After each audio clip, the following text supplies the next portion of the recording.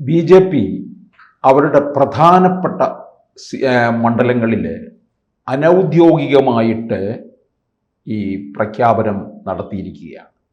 ആരെല്ലാം എവിടെല്ലാം മത്സരിക്കണം എന്നുള്ള കാര്യത്തിൽ അത് നമ്മൾ കണ്ടതാണ്. നേമത്ത് രാജീവ് ചന്ദ്രശേഖർ, അതുപോലെ ഇപ്പോൾ തൃശ്ശൂരിൽ പത്മജ വേണുഗോപാൽ, പാലക്കാട്ട് ശോഭാ സുരേന്ദ്രൻ. ഈ ശോഭാ സുരേന്ദ്രൻ എവിടെ മത്സരിക്കും എന്നുള്ളത് വളരെ ആകാംക്ഷയോടുകൂടി ജനം കാത്തിരിക്കുകയായിരുന്നു.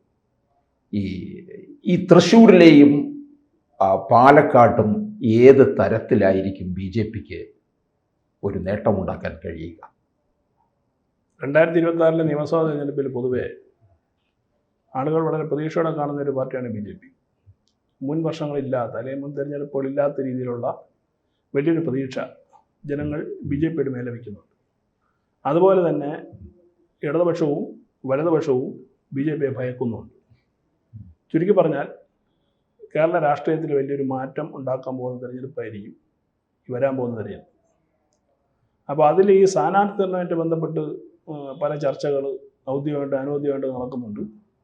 സംസ്ഥാന നേതൃത്വം ഒരു ലിസ്റ്റ് തയ്യാറാക്കി കേന്ദ്രത്തിന് കൊടുത്തിട്ടുണ്ടെന്ന് പറയും. 90 സീറ്റുകളിൽ BJPയും മറ്റ് 50 സീറ്റുകളിൽ ഘടകകക്ഷികൾക്കുമായിട്ട് മത്സരിക്കുന്നു എന്നാണ് പുറത്തു വരുന്ന വിവരങ്ങൾ. പക്ഷേ എവിടെയും BJP ഔദ്യോഗികമായിട്ട് ഒരു സ്ഥാനാർത്ഥിയെ പ്രഖ്യാപിച്ചില്ല, പ്രസിഡന്റിൻ്റെ ഒഴികെ. അത് അദ്ദേഹം തന്നെ നേരിട്ട് മുമ്പ് പറഞ്ഞ് നേമത്ത് മത്സരിക്കും എന്നുള്ളത് കൊണ്ട് ആ ഒരു സീറ്റാണ് നമുക്ക് പൂർണ്ണമായിട്ട് ഉറപ്പിച്ച് പറയാൻ കഴിയുക. മറ്റ് സീറ്റുകളിലൊന്നും ഇതുവരെ വ്യക്തമായൊരു ഉറപ്പ് അല്ലെങ്കിൽ ഒരു ഓപ്പണായിട്ട് അവർ ഇതുവരെ പ്രഖ്യാപിച്ചിട്ടില്ല എന്നുള്ളതാണ് വാസ്തവം. എന്നിരുന്നാലും പുറത്തു വരുന്ന ഏറ്റവും പുതിയ ചില വിവരങ്ങൾ അനുസരിച്ചിട്ട് ചില സ്ഥാനാർത്ഥികളെ ചില മണ്ഡലങ്ങളിൽ പ്രവർത്തനം തുടങ്ങാൻ നിർദ്ദേശം നൽകിയതായിട്ടുള്ള വിവരങ്ങൾ ഇവിടെ വരുന്നു. അതിൽപ്പെട്ടതാണ് ശോഭാ സുരേന്ദ്രൻ്റെയും പത്മജ വേണുഗോപാലിൻ്റെയും അതുപോലെ തിരുവനന്തപുരത്ത് മുരളീധരൻ്റെയും കഴക്കൂട്ടത്ത്. അപ്പോൾ ഇത് എത്രത്തോളം വാസ്തവമുണ്ടെന്ന് അറിയില്ല. എന്നിരുന്നാൽ പോലും അങ്ങനെ നിർദ്ദേശം അവർക്ക് നൽകിയിട്ടുണ്ട് എങ്കിൽ വളരെ മുൻകൂട്ടി തന്നെ BJP തെരഞ്ഞെടുപ്പ് പ്രക്രിയയിലേക്ക് ഇറങ്ങുന്നു എന്ന് വേണം മനസ്സിലാക്കുക. കാരണം കോൺഗ്രസും CPM ഇതുവരെ അതിൻ്റെ ചർച്ചകൾ പോലും തുടങ്ങിയിട്ടില്ല. അവർ ഘടകകക്ഷികളായിട്ട് എത്ര സീറ്റ് ഷെയർ ചെയ്യണമെന്ന് പോലും തീരുമാനിച്ചിട്ടില്ല, ഒന്നും ആയിട്ടില്ല. പക്ഷേ വളരെ മുന്നേ തന്നെ BJP അവരുടെ തെരഞ്ഞെടുപ്പ് ഗോതയിലേക്കുള്ള രംഗപ്രവേശം ഉജ്ജ്വലമാക്കാനുള്ള ശ്രമത്തിലാണ് എന്ന് വേണം മനസ്സിലാക്കാൻ. ഇതിലിപ്പോൾ ശോഭാ സുരേന്ദ്രൻ എന്ന് പറയുന്ന ഒരു സ്ഥാനാർത്ഥിയാണ് അല്ലെങ്കിൽ ഒരു രാഷ്ട്രീയക്കാരിയാണ് കേരളത്തിൻ്റെ പൊതുവിലുള്ള ചർച്ചാ വിഷയം. പാർട്ടിക്ക് അതീതയായി കേരളത്തിലെമ്പാടും ചർച്ച ചെയ്യപ്പെടുന്ന ഒരു രാഷ്ട്രീയ നേതാവാണ് ശോഭാ സുരേന്ദ്രൻ എന്ന് പറയുന്നത്. ഇപ്പം തന്നെ ഏതാണ്ട് 7 or 8 മണ്ഡലങ്ങളിൽ അവിടുത്തെ പ്രാദേശികമായ നേതൃത്വം ശോഭാ സുരേന്ദ്രനെ ഞങ്ങളുടെ മണ്ഡലത്തിൽ വിട്ടുതരണം എന്ന് BJPയുടെ സംസ്ഥാന നേതൃത്വം ആവശ്യപ്പെട്ടിട്ടുണ്ട്. സാധാരണഗതിയിൽ ഏതെങ്കിലും ഒരു പാർട്ടിയിൽ ഇങ്ങനെ ഒരു ആവശ്യം നമ്മൾ കേട്ടിട്ടുണ്ടോ? ഇന്ന സ്ഥാനാർത്ഥി നമുക്ക് തരണം എന്ന് പറഞ്ഞിട്ട് കോൺഗ്രസ്സിലോ CPMലോ മുമ്പ് BJPയിലോ നമ്മൾ കേട്ടിട്ടില്ല. അപ്പോൾ അത്രയ്ക്ക് ഈ പറഞ്ഞ പോലെ കേരളത്തിലെ ജനങ്ങൾ, പ്രത്യേകിച്ച് സ്ത്രീകൾ സ്നേഹിക്കുന്ന ഒരു അല്ലെങ്കിൽ പ്രതീക്ഷയോടുകൂടി കാണുന്ന ഒരു രാഷ്ട്രീയ നേതാവാണ് ശോഭാ സുരേന്ദ്രൻ എന്നുള്ളതിൻ്റെ ഏറ്റവും വലിയ സൂചനയാണ് അവരുടെ ഡിമാൻഡ് പല മണ്ഡലങ്ങളിലേക്ക് വരുന്നു എന്നുള്ളത്. നേരത്തെ കഴിഞ്ഞ 24 തെരഞ്ഞെടുപ്പിൽ ആലപ്പുഴ ലോക്സഭാ മണ്ഡലത്തിൽ മത്സരിച്ചു. 3 ലക്ഷം വോട്ട്. 3 ലക്ഷം വോട്ട്. നേരത്തെ ഉണ്ടായിരുന്നതിൻ്റെ ഇരട്ടിയിലേറെ വോട്ട്. അന്ന് ഡോക്ടർ KS രാധാകൃഷ്ണനായിരുന്നു 2019. 1,87,000 വോട്ടിൽ നിന്നാണ് 3 ലക്ഷത്തിൽ.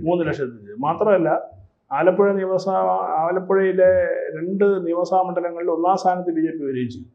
അത് ചരിത്രത്തിൽ ആദ്യമാണ്. ആലപ്പുഴ എന്ന് പറയുന്നത് ചുവന്ന മണ്ണ് എന്നാണ് CPMക്കാർ വിശേഷിപ്പിക്കുന്നത്. കാരണം രക്തസാക്ഷികൾ ഉറങ്ങുന്ന മണ്ണ് എന്നൊക്കെയാണ് അവർ വിശേഷിപ്പിക്കുന്നത്. അവിടെയാണ് ഈ മാറ്റം.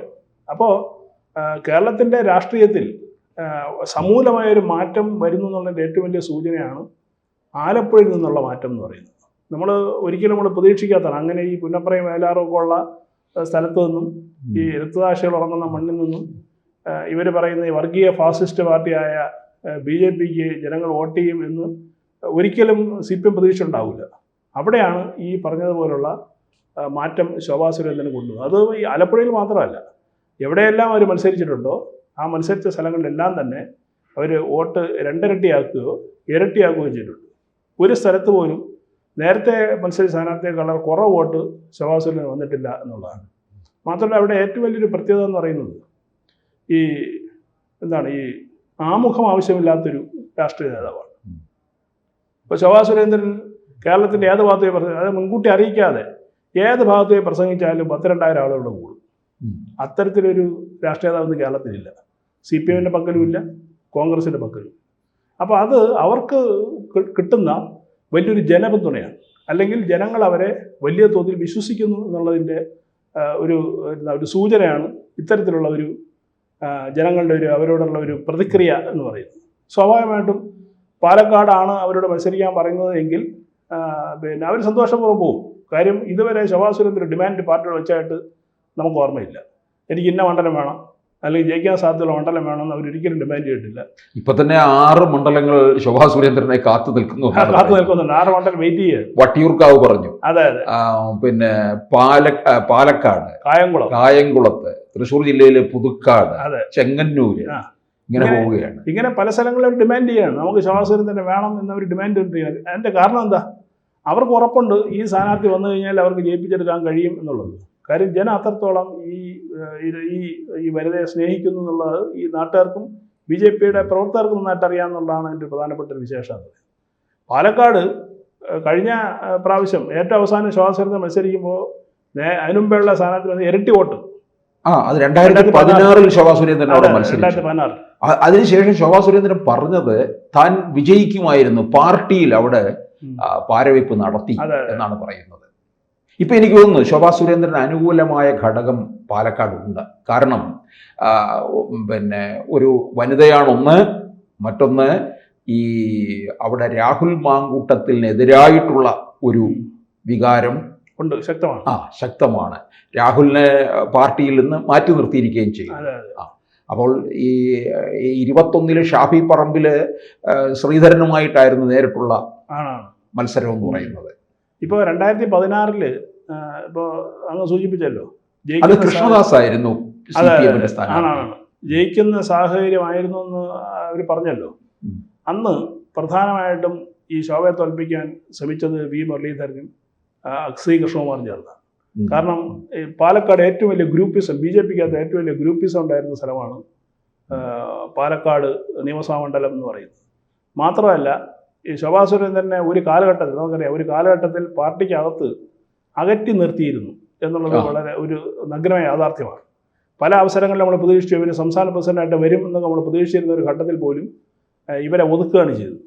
കാരണം ഈ എന്തുകൊണ്ടാണ് പ്രധാനപ്പെട്ട പ്രശ്നം എന്ന് പറയുന്നത്, BJP-ക്ക് അകത്തുള്ള ഒരു കുറുമുന്നണിയുണ്ട്. V. മുരളീധരനും ഈ പറഞ്ഞ കൃഷ്ണകുമാറും സുരേന്ദ്രനും ചേർന്ന മുമ്പ്, ഇപ്പോഴത്തെ സാഹചര്യം ഞാൻ പറയുന്നത് മുമ്പ്, അതായത് ഈ 2015 മുതൽ 2020 വരെയുള്ള കാലഘട്ടത്തിൽ ആ കുറുമുന്നണി ശോഭാ സുരേന്ദ്രൻ്റെ ഈ ജന പിന്തുണ കണ്ട് ഹാലിളകിയിട്ടാണ് ഇവരെ ഒതുക്കാനുള്ളൊരു ശ്രമം അക്കാലത്ത് നടത്തിയിരുന്നതാണ്. അതുകൊണ്ടാണ് അന്ന് അവരവിടെ തോറ്റുപോയത്, പാലക്കാട് തോറ്റുപോയത്.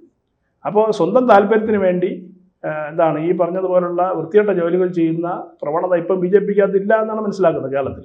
കാര്യം പുതിയ പ്രസിഡന്റിൻ്റെ ആ സാഹചര്യങ്ങളൊക്കെ മാറി. സ്വാഭാവികമായിട്ടും ഇക്കുറി പാലക്കാട് ശോഭാ സുരേന്ദ്രൻ മത്സരിക്കുകയാണ് എങ്കിൽ വലിയ ഭൂരിപക്ഷത്തിൽ അവർക്ക് അവിടെ ജയിച്ചു വരാൻ കഴിയും എന്നുള്ളതൊരു വാസ്തവമാണ്. ഇതുപോലെ തന്നെയാണ് തൃശ്ശൂരിൽ പത്മജ വേണുഗോപാൽ മത്സരിച്ചാലുണ്ടാവുക. അനുകൂല ഘടകങ്ങളുണ്ട്. തീർച്ചയായിട്ടും സുരേഷ് ഗോപിയുടെ 2024-ലെ വൻ വിജയം, അത് തൃശ്ശൂരിലുണ്ടാക്കിയ ഒരു വലിയ ഓളം. പിന്നെ പൊതുവെ പത്മജയുടെയും മുരളീധരന്റെ ആയാലും ഒക്കെ തട്ടകമാണ്.